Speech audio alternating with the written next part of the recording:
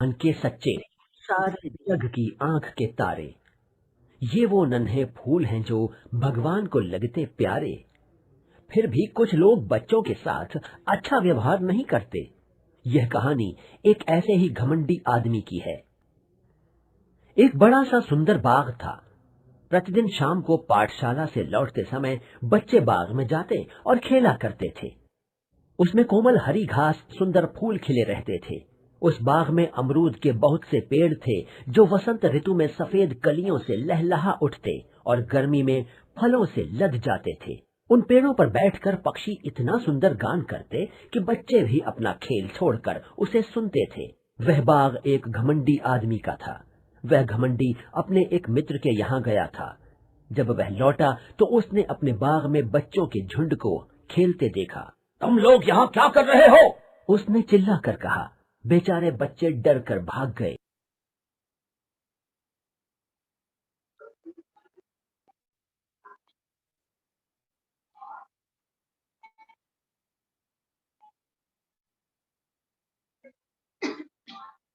घमंडी आदमी ने कहा, अब हम यह स्टार्ट बाग मेरा है।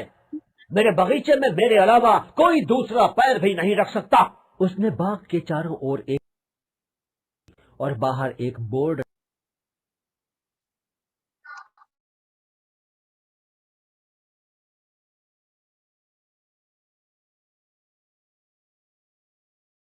थे। उन्हें वह जगह पसंद नहीं थी। पढ़ाई हो जाने के बाद वे बगीचे की दीवार के चारों ओर चक्कर लगाते और उस सुंदर बगीचे की प्रशंसा करते।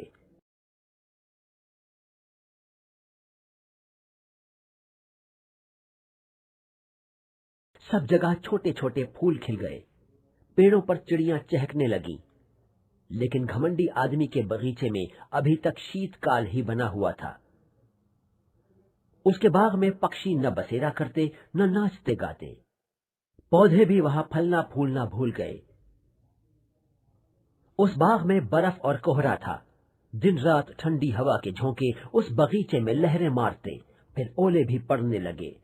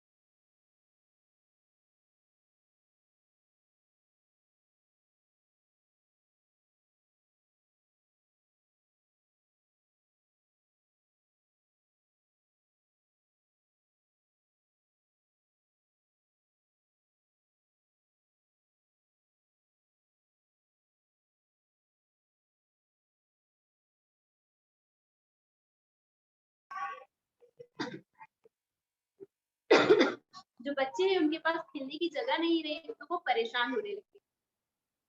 वे सड़क पर ही खेलते, लेकिन सड़क पर धूल थी, नुकीले पत्थर थे, उन्हें वह जगह पसंद नहीं। ठीक है, मतलब जो बच्चे थे उनके पास खेलने की एक ही जगह थी, बाग, लेकिन वहां पे भी उन्हें जाने का मना कर दिया था। तो वो बच्चे क्या करते थे, वो सड़क पर ही खेलते थे, रोड पर ही खेलते थे, लेकिन रोड पे बहुत सारी धूल रहती, बहुत सारे नुकीले पत्थर रहते, तो उन्हें वो खेल जगह अच्छी नहीं लगती थी। पढ़ाई हो जाने के बाद वे बगीचे की दीवार के चारों ओर चक्कर लगाते और उस सुंदर बगीचे की प्रशंसा करते। ठीक है, जब बच्चे पढ़ाई को अपनी पढ़ाई पूरी कर लेते तो उसके बाद बच्चे क्या करते, उस बाग बगीचे के चारों ओर चक्कर लगाते और उस बगीचे की तारीफ करते कि कितना सुंदर बगीचा है, कितना अच्छा बगीचा है ना। ओह, हम इतने कितने सुखी थे, वे आपस में कहते। ठीक है, फिर वो आपस में बातें करते कि हम यहाँ पर सुखी थे, कितने अच्छे थे। फिर वसंत का मौसम आया, सब जगह छोटे छोटे फूल खिल गए, पेड़ों पर चिड़िया चहकने लगी, लेकिन घमंडी आदमी के बगीचे में अभी तक शीतकाल ही बना हुआ था। ठीक है, मतलब जब वसंत का मौसम आ गया था और छोटे छोटे फूल भी खिल गए थे, लेकिन जो घमंडी आदमी है उसके बगीचे में अभी भी शीतकाल का ही मौसम था। शीतकाल मतलब ठंडी का मौसम ही बना हुआ था, लेकिन ठंडी जा चुकी थी, वसंत का मौसम आ गया था, लेकिन जो घमंडी आदमी है उसके बगीचे में अभी भी शीतकाल का ही मौसम था। उसके बाग में पक्षी ना बसेरा करते, ना नाचते गाते, पौधे भी वहां फलना फूलना भूल गए। ठीक है, उस बाग बगीचे में क्या होने लगा कि वहां उसने चारों तरफ दीवार खड़ी कर दी तो कोई भी नहीं आ पाता था, और जो बगीचा था बगीचे में कोई भी नहीं आता था, कोई पक्षी भी नहीं आता था, किसी ने अपना नेस्ट भी नहीं बनाया था, और जो वहाँ के पेड़ पौधे थे वो भी मुरझा गए थे, वो भी ग्रो नहीं कर पा रहे थे, वो भी आगे ग्रो नहीं कर रहे थे। उस बाग में बर्फ और कोहरा था। ठीक है, मतलब वो जो बाग था, वो बगीचा था, वो बहुत ठंडा था, उसमें धूप भी नहीं जाती थी, उस बगीचे में धूप भी नहीं जाती, तो वो बगीचा जो था वो बहुत ही ठंडा था और वहां पर बहुत कोहरा था।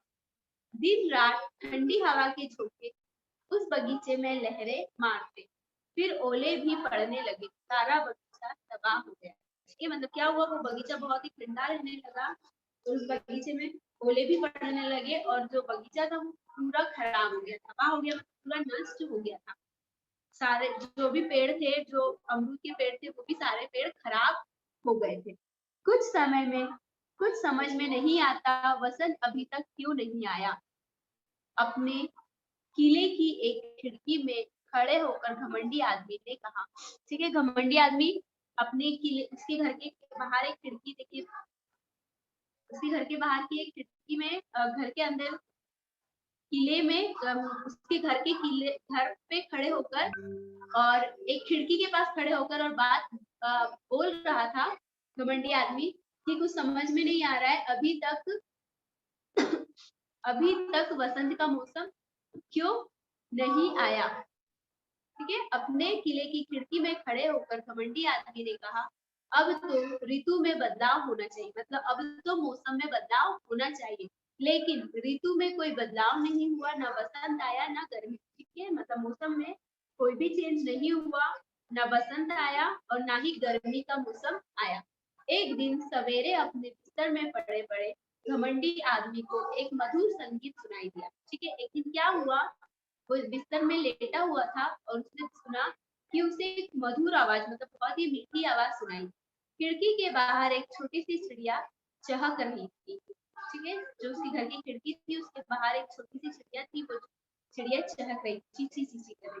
घमंडी आदमी को तो पक्षियों का गाना सुने जमाना गुजर गया। ठीक है, मतलब जो घमंडी आदमी था उसको कई जमाना गुजर गया था, कई साल हो गए थे कि उसने पक्षियों की आवाज भी नहीं सुनी, इसलिए उसे वह संगीत संसार में सबसे अद्भुत मधुर लगा। ठीक है, और उसने कई दिनों बाद उसने बर्ड्स की आवाज सुनी, इसलिए उसे बहुत ही उसकी जो बर्ड्स की आवाज थी बहुत ही मधुर, मतलब बहुत ही मीठी लग रही, उसे अद्भुत, बहुत ही अद्भुत दृश्य दिखाई पड़ा। ठीक है, उसने अजीब सा एक अजीब सा दृश्य देखा। क्या देखा? तो चलिए देखते हैं। उसने एक अनोखा नजारा देखा। दीवार में एक छोटे छेद में से बच्चे भीतर घुस आए हैं। ठीक है, उसने क्या देखा कि जो उसके बगीचे की दीवार है, दीवार में एक छोटा सा छेद है और उस छेद में से कुछ बच्चे अंदर आ गए हैं। ठीक है, और वे पेड़ों की डालियों पर बैठे। ठीक है, और वो जो उसके बगीचे में पेड़ थे, उस पेड़ की डाली पर बैठे। जो पेड़ उसे दिखाई दिया, उसी पर उसने एक बच्चे को बैठा देखा। ठीक है, उसने देखा कि तो उसे खिड़की में से जो पेड़ दिखाई दिया, उस पेड़ पर एक बर्ड का बच्चा बैठा दिखाई दिया। उसी पर उसने एक बच्चे को बैठा देखा। उन बच्चों को पाकर पेड़ बहुत खुश थे। ठीक है, जब उसने देखा कि जो बच्चे हैं वो बच्चे पेड़ पर बैठे हैं, तो पेड़ जो है वो बहुत ही खुश है। पक्षी इधर उधर कूद कर चहचहा रहे थे। यह एक बहुत ही सुंदर दृश्य था। जो बर्ड्स थे वो इधर उधर घूमकर चहचहा रहे थे। बाग के एक कोने में एक छोटा सा बच्चा खड़ा था। ठीक है, बाग का एक कोना था, उस कोने में एक छोटा सा बच्चा खड़ा था। वह इतना छोटा था कि वृक्ष की डालियों तक नहीं पहुंच सकता था। ठीक है, वो बहुत छोटा था और वो जो है वो पेड़ की डालियों पर नहीं पहुंच सकता। बच्चा दुख से रो और चिल्ला रहा था, चढ़ जाओ बच्चे, चढ़ जाओ। ठीक है, वो जो बच्चा था वो बहुत ही परेशान होकर और दुखी होकर चिल्ला रहा था और बोल रहा था, चढ़ जाओ बच्चे, चढ़ जाओ। आगे देखते हैं। पेड़ ने कहा,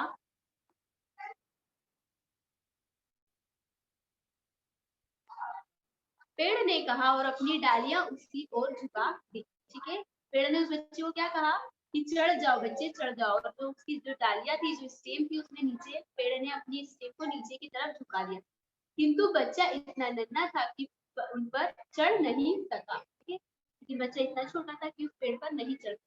यह देखकर घमंडी आदमी का भी हृदय पसीज गया। ठीक है, तो जब उसने देखा तो उसका जो दिल है वो पसीज गया, मतलब परेशान हो गया, दुखी हो गया।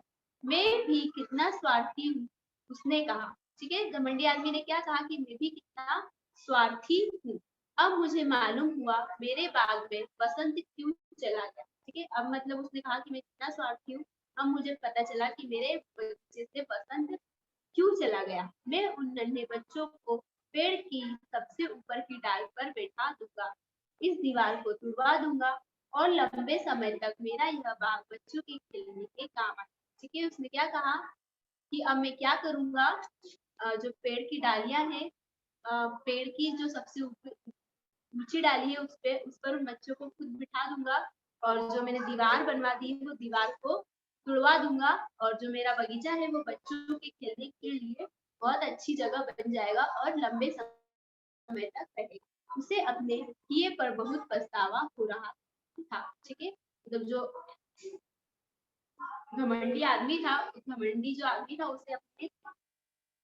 उसे अपने किए पर बहुत ही पछतावा हो रहा था कि मैंने क्यों बच्चों को भगाया, इस वजह से मेरा जो बगीचा है वो नष्ट हो रहा है। वह धीरे धीरे वह धीरे से दरवाजा खोलकर बगीचे में पहुंचा, किंतु उसे देखते ही बच्चे डर के मारे भाग गए। ठीक है, उसने धीरे से दरवाजा खोला और बगीचे में गया तो देखा, जैसे ही वो बगीचे में गया तो जो बच्चे थे वो डर के मारे वहां से भाग गए थे। केवल एक छोटा बच्चा वही खड़ा रहा, उसकी आंखों में आंसू भरे हुए थे। ठीक है, जो छोटा बच्चा था वो वही खड़ा रहा और उसकी आंखों में आंसू भरे हुए थे। घमंडी आदमी दबे पाव बच्चे के पास पहुंचा और उसे उठाकर पेड़ पर बैठा दिया। ठीक है, जो घमंडी आदमी था वो दबे पाव मतलब धीरे धीरे बच्चे के पास पहुंचा और बच्चे को इस बच्चे को उठाकर क्या किया, पेड़ पर बैठा दिया। उस बच्चे ने अपने दोनों नन्हे नन्हे हाथ बढ़ाकर घमंडी आदमी के गले में डाल दिए और उसे चूम लिया। ठीक है, मतलब उसने क्या किया, बच्चे ने अपने छोटे छोटे दोनों हैंड से घमंडी आदमी के गले में डाल दिए। दूसरे बच्चे, आगे देखते हैं।